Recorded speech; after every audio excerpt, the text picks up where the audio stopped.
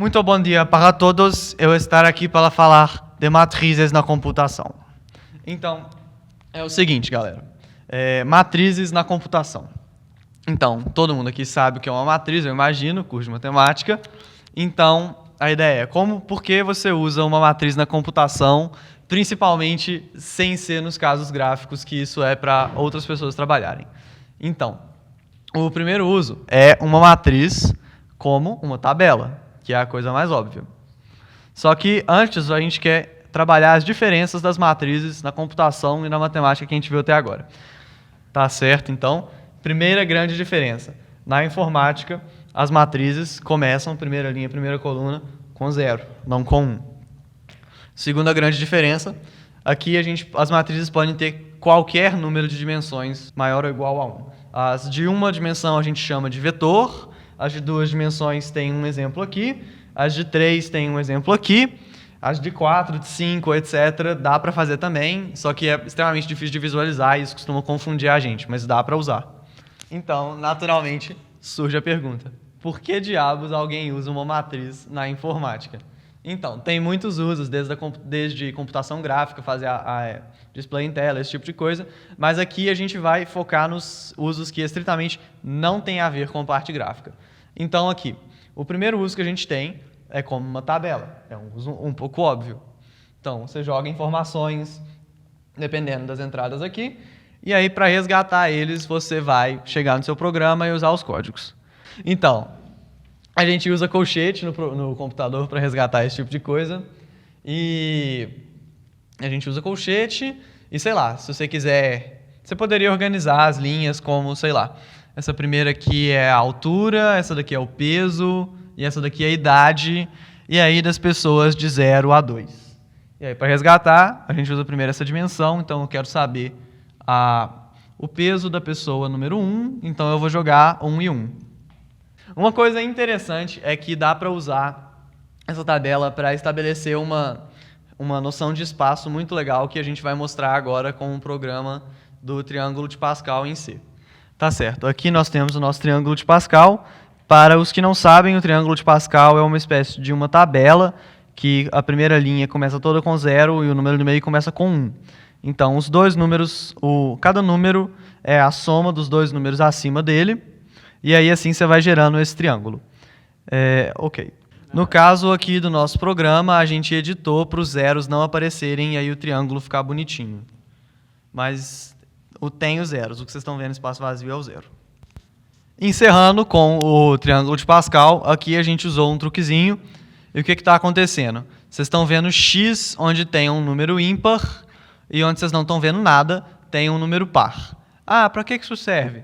Isso mostra, por exemplo, um dos padrões do triângulo de Pascal.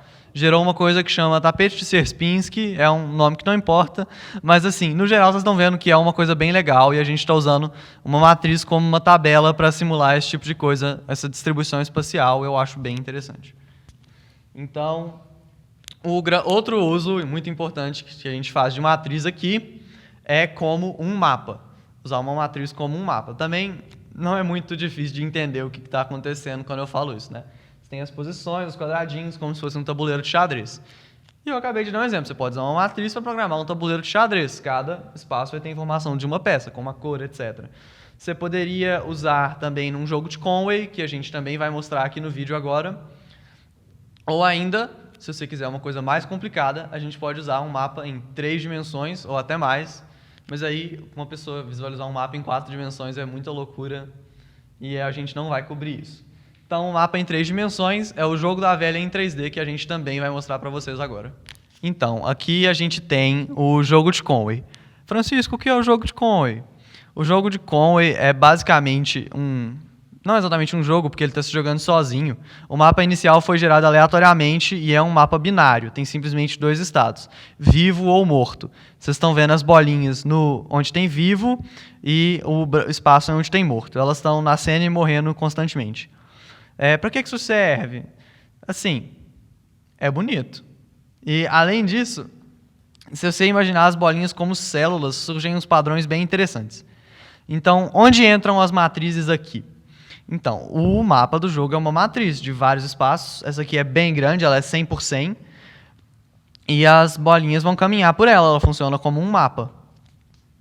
Então, tá certo? Estamos aqui de volta para uma emocionante partida de Jogo da Velha em 3D contra o Eduardo e o Turboel, nossos convidados especiais. Então, aqui estão eles jogando. O Eduardo acabou de colocar uma marquinha ali no canto superior direito do primeiro nível. A gente usou um mecanismozinho de tradução para não precisar ficar jogando todas as coordenadas, joga só o nível e aí o número respectivo. E a questão é que ele é um jogo da velha, igual eu já disse, em 3D, igual eu já disse. Ou seja, eles vão ganhar quando eles conseguirem alinhar 3, só que eles podem alinhar 3 atravessando os níveis. Então vamos assistir essa emocionante partida. Agora é a vez do Eduardo. Eduardo está marcando ali. Eduardo está a uma marca da vitória. Turboel tem de reagir. Vai lá, Turboel. Vai. Turboel impede. Agora vamos ver o que Eduardo tem na manga. Turboel. Eduardo ganha. Turboel está no chão lamentando a vitória. Câmera nele. O cara está no chão. Não aguenta mais. Já morreu. Perdeu na grande final. Me desculpa, cara. A sorte não é para todos. Não sei se vocês estão conseguindo ver, então encarem a imagem por alguns segundos, pausem o vídeo. Ele ganhou na diagonal, atravessando os 3 níveis. Tudo bem, então, pessoal? Então, continuando com a nossa aula aqui sobre matrizes na computação, vamos falar um pouco de grafos. E antes que você me pergunte o que grafos tem a ver com matrizes, primeiro vamos entender o que é um grafo. Tudo bem, então você pode pensar num grafo como uma série de pontos no espaço que estão conectados entre si. Então, nesse caso aqui, nós temos um desenho de um típico grafo. Ele possui 4 pontos no espaço e 5 fios, vamos dizer assim, ligando eles entre si. Tá, então, na computação, a gente chama esses pontos aqui do grafo de vértice e as linhas que ligam entre eles de arestas, certo? Então os pontos no espaço são os vértices, as linhas são as arestas. E como eu representaria isso do jeito literal escrito? Bom, você fala que dado o grafo X, por exemplo, e V os vértices, você tem que V é igual aos vértices 1, 2, 3 e 4. Então eu possuo nesse grafo 4 vértices diferentes. E no caso das arestas, eu represento assim, com esse conjunto de arestas. Então aqui no caso você pode ver que tem 5, né? 1, 2, 3, 4, 5. E aí cada aresta é representada pelos vértices que ela liga. Então essa aresta aqui que eu havia grifado anteriormente, ela liga os pontos 1 e 2. Então você representar aqui entre parênteses 1 e 2. Tá, tudo bem. Então o que esse troço aí, esse tal de grafo tem a ver com matriz e o que vocês estão falando dele? E além disso, como é que eu conseguiria representar esse grafo na computação? Tá, então essas duas perguntas têm exatamente a mesma resposta, que é simplesmente que os grafos na computação são representados por matrizes. Então, para representar essa estrutura de dados, a gente pode chamar assim, na computação a gente utiliza matrizes. Mas como que isso é feito? Bom, tem duas maneiras de fazer isso. A primeira delas é usando uma matriz de adjacência. Então, uma matriz de adjacência é uma matriz que possui o número de lados igual ao número de vértices do gráfico que você vai representar, e ela é preenchida seguindo essas 3 regras diferentes aqui. Tudo bem, mas antes, para entender essas regras, vocês estão vendo aqui que tem algumas palavras aqui que eu não citei ainda. Orientado e não orientado. Então, uma aresta que não é orientada, ou você pode dizer que um grafo inteiro que não é orientado, as arestas dele conectam pontos que podem tanto ir quanto voltar. O que significa? Essa aresta daqui está conectando os vértices 4 e os vértices 3. Isso significa que você pode ir do vértice 4 ao vértice 3 e do vértice 3 ao vértice 4, sem problemas, usando essa aresta daqui. Agora, já no caso de um grafo ou uma aresta orientado, normalmente você possui setas representando a orientação dessa aresta.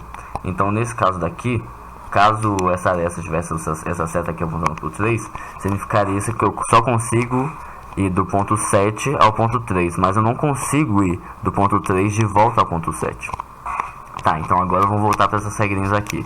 Como é que eu vou representar esse grafo através dessa matriz de adjacência?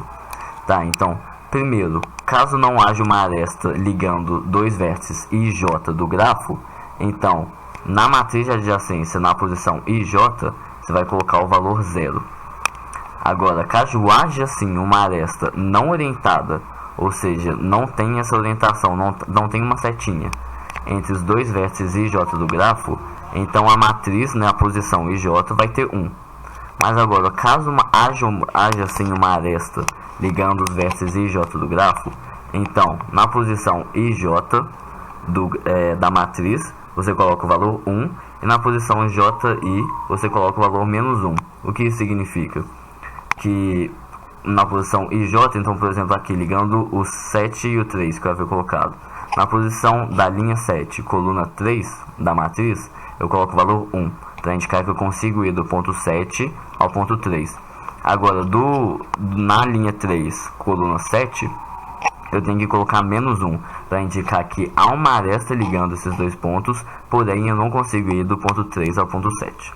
Tá, então aqui nós temos um exemplo de como usar a matriz de adjacência. Então eu tenho aqui este grafo, que ele não está orientado, lembrando que aquela seta eu fiz só de explicação. E aqui, logo em seguida, eu tenho a matriz de adjacência que representa ele. Então vamos entender um pouco aqui o que está acontecendo. Então primeiro, vamos pensar, esse vértice 1, com quem que ele está conectado? Ele está conectado ao vértice 2 e ao vértice 4, apenas.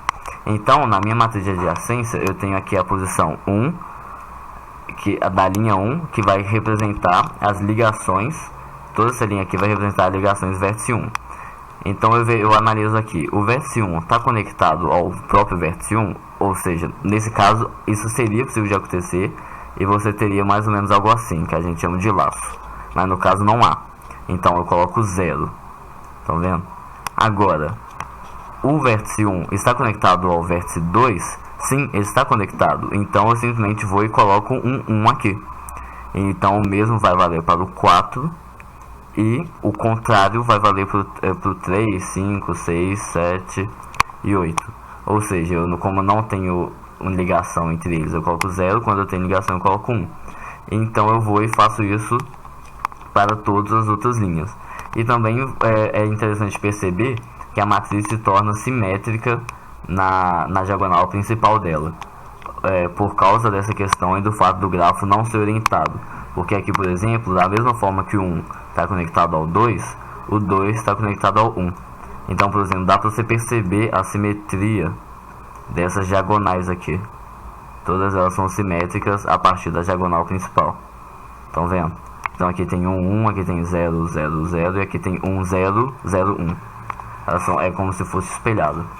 Tá, então eu falei que havia dois jeitos de representar através de matriz. Qual que é o segundo? O segundo é através de uma matriz de incidência. Tudo bem, então o que é essa tal de matriz de incidência? A matriz de incidência é, igual eu falei, outra maneira de representar grafo através de matriz na computação.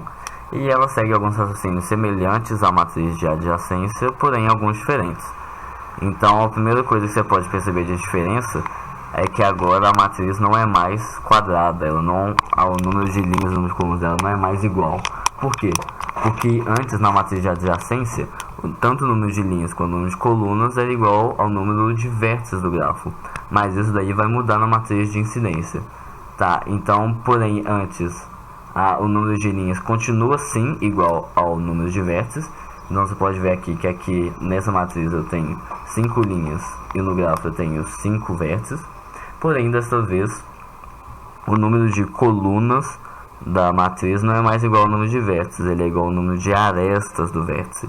Então você pode ver aqui que nessa matriz eu tenho 7 arestas e nesse grafo eu tenho 7 arestas. Então como é que eu faria para preencher essa matriz aqui? Bom, eu vou seguir 3 regrinhas aqui, igual no caso da adjacência, e antes também eu vou precisar ter alguns conceitos. Então o que significa uma aresta ser incidente a um vértice? Igual tem aqui, ó, aresta J, incidente, vértice I. Quando uma aresta J é incidente ao vértice I, significa que ela, como é que eu posso dizer? Ela está conectada ao vértice I. Então nesse caso daqui, ó, essa aresta 1 é incidente ao vértice 1, porque os dois são conectados. Da mesma forma, a aresta 6 não é incidente ao vértice 1, porque os dois não estão conectados.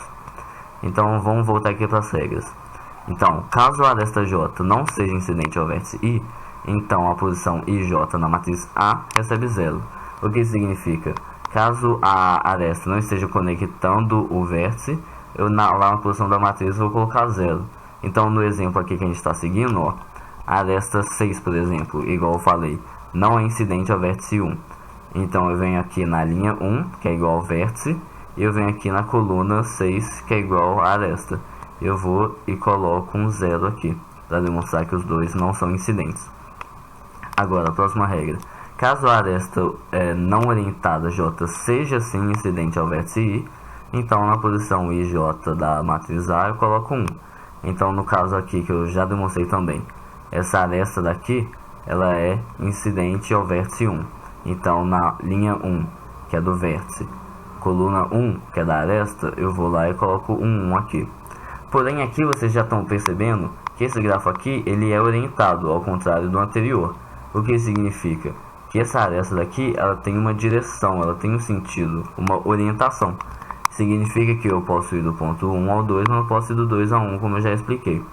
Então, como é que eu faria para representar isso na matriz de incidência? Então, caso a aresta J chegue ao vértice I a partir de qualquer outro, então eu vou colocar menos 1. Então, nesse caso aqui, a aresta 1, ela está chegando ao vértice 2 a partir do vértice 1, mas a aresta 2, então a aresta 2 está recebendo essa aresta, vocês entenderam? Ela não está, por exemplo, dizer assim, o pai dessa aresta. Vamos chamar aqui do vértice 1 o pai da aresta e o 2 o filho da aresta. Então aqui, para representar isso, na linha 2, coluna 1, eu vou lá e coloco um menos 1 aqui, para representar que elas são incidentes, porém, como se trata de um grafo orientado, a 2 está, na verdade, recebendo essa aresta, ela não está levando essa aresta. Tá, então, seguindo esse mesmo raciocínio, a gente vai fazendo isso para todos os outros. Então, o vértice 1 também é incidente à aresta 2, então na linha 1, coluna 2, eu coloco 1, porém o vértice 5, por exemplo, ele é incidente ao 2, porém ele está recebendo essa aresta, então eu coloco menos 1 e assim por diante. Tá, tudo bem, então já acabaram de ver como a matriz é útil serve para representar os grafos na computação. Então vamos entender agora qual é a utilidade do grafo, por que eu precisaria representar ele na computação, por que eu preciso usar o grafo. Então um dos exemplos mais clássicos que nós temos aqui é a ponte de Königsberg. Então o que é o problema das pontes de Königsberg?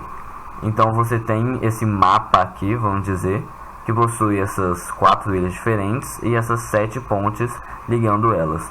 Então o problema há um caminho em que eu consiga passar por todas as pontes sem repetir, e é isso na verdade, há um caminho que eu consigo passar por todas as pontes sem repetir, então, ou seja, eu iria passar por todas as ilhas. Então, por exemplo, vamos tentar aqui, ó. Eu começo nessa ilha aqui, vou passando por essa ponte, depois eu passo por essa, depois eu passo por essa ponte, eu passo por essa, até agora eu não repeti a ponte, não quebrei nenhuma regra, depois eu passo por essa ponte aqui, passo por essa ponte, ó. E agora, como é que eu faria para vir para essa ponte aqui? Sendo que eu estou nessa ilha e eu teria, para eu passar por essa ponte, eu teria que passar por alguma dessas outras pontes aqui. Tá, então é exatamente esse o problema. Tem um caminho que isso não acontece? Tá, então a resposta na verdade é simples. Não há solução. Contudo, o importante aqui dessa aula não vai ser discutir por que não há uma solução, e sim como se chegou a essa solução, que na verdade é a falta de solução. Então a questão é que você pode representar esse problema aqui através de um grafo.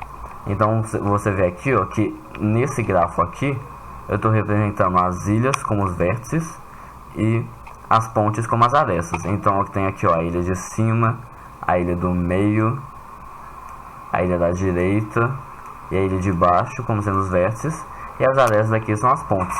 Então, por exemplo, essa ilha do meio daqui, que está conectada com 5, que tem 5 pontos nela, ela está conectada a todos os outros, tá vendo? Então tem aqui, ó, 1, 2, 3, 4, 5 arestas. Então, assim, esse é só um exemplo simples, bobo, mas eu acho que o mais clássico e mais ilustrativo de qual que é a utilidade dos grafos. Tudo bem?